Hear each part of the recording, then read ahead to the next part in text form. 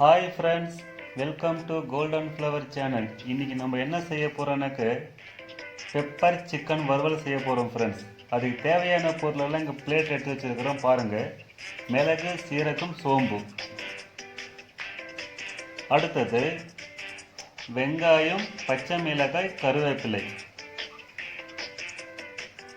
எடுத்து வச்சுருக்கிறோம். அடுத்தது இஞ்சி, பூண்டு. இந்த இஞ்சி பூண்டு ரெண்டுத்தையும் ஒரு கிளாஸில் போட்டு நசிக்கலாம். அப்புறமா இப்போ 1/4 கிலோ சிக்கன் எடுத்துருக்குறோம். அதை சுத்தம் செஞ்சு ஒரு பவுலில் போட்டு வச்சுருக்குறோம். இப்போ ஸ்டவ் மேலே ஒரு வானலை வச்சுட்டு மிளகு, சீரகம், சோம்பு இதெல்லாம் வறுத்து எடுத்துக்கலாம். ரொம்ப டீப் ஃப்ரை பண்ணக்கூடாது.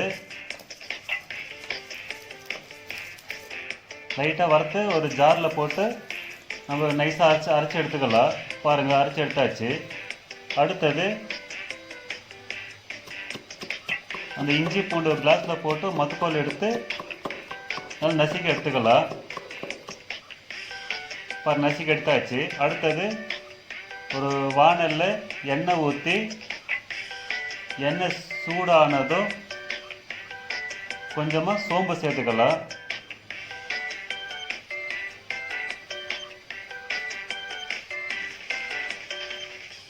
அடுத்தது கட் பண்ணி வச்சுருந்த வெங்காயத்தை சேர்த்துக்கலாம். வெங்காயம் ரொம்ப டீப் ஃப்ரை பண்ண வேண்டாம். வெங்காயம் வதக்கிக்கலாம். எண்ணெயில் வதக்கலாம் வெங்காயத்தை. அடுத்தது கட் பண்ணி வச்சுருந்த பச்சை மிளகாய் சேர்த்துக்கலாம். இந்த அளவுக்கு வதங்கினா போதும் ஃப்ரெண்ட்ஸ்.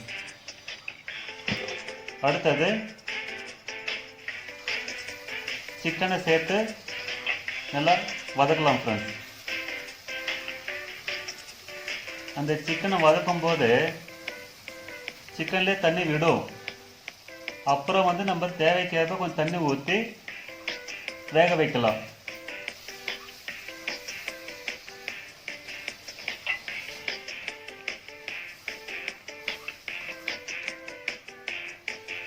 அடுத்தது ஒரு ஸ்பூன் மஞ்சள் பொடி சேர்த்துக்கலாம். அடுத்தது ஒரு டேபிள் ஸ்பூன் கரம் மசாலா சேர்த்துக்கலாம்.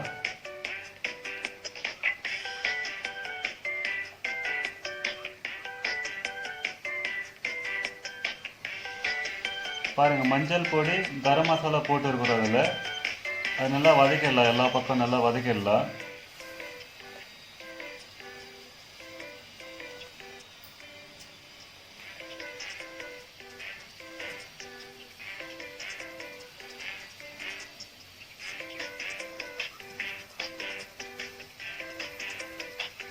பாருங்கள், லேசாக சிக்கனில் தண்ணி விட்டு இருக்குது. இது கொஞ்ச நேரம் வேகட்டும். இது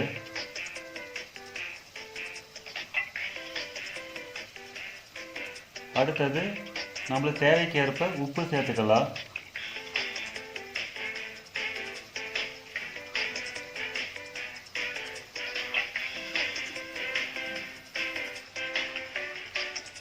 அந்த இஞ்சி பூண்டு பச்சை வாசனை போகிற வரைக்கும் வதக்கினா போதும்.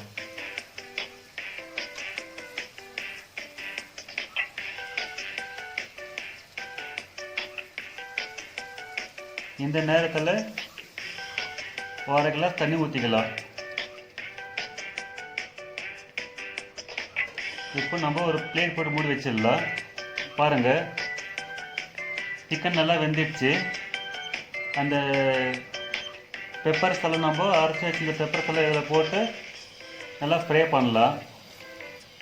இப்போ தீ கம்மியாக வச்சுக்கணும், அதிகமாக இருக்கக்கூடாது. இந்த நேரத்தில்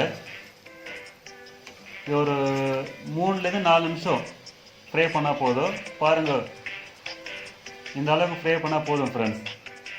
கடைசியாக கருவேப்பிலை தூவி விட்டுக்கலாம். அதில் மேலே கருவேப்பிலை தூவிட்டு அது மறுபடியும் கொஞ்சம் லைட்டாக வதக்கிடலாம்.